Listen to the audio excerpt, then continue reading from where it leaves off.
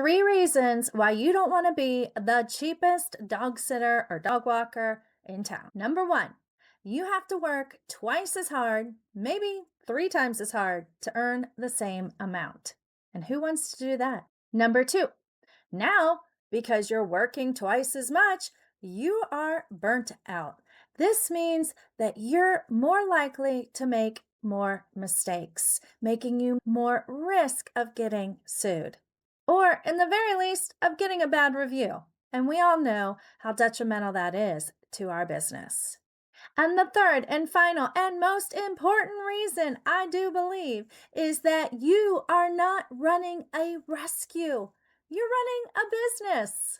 And it is not your responsibility to make sure that pet care service is affordable for your clients.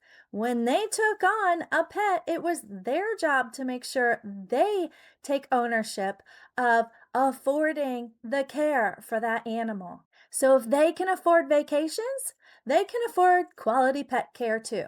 Pricing lower than you deserve, pricing lower than you should be in order to run a sustainable business for the long haul so that you are the affordable pet sitter in town so that people who can't afford good quality pet care can have good quality pet care so that they can go on vacation is kind of like saying you'll buy the customer's new wardrobe for their cruise.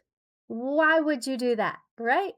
So don't buy a wardrobe for their cruise and don't take on the responsibility of paying for the care of every animal by charging less than you deserve. Hit the like button and subscribe to receive more tips on how to create a consciously sustainable pet business.